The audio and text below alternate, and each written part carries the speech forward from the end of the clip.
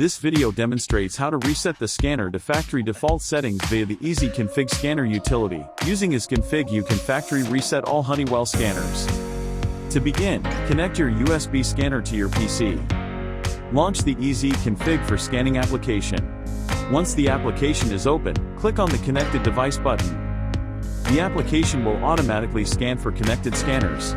Wait for the scanner to be detected and displayed in a green square. Once the scanner is detected, click on the Configure Device button.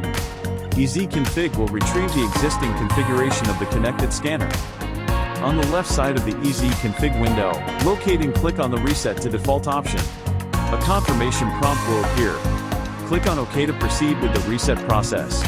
Once clicked on OK, your scanner disconnects from EZConfig. Then Lost Device Connection confirmation prompt will appear. Click on OK to close the prompt. Thank you for watching.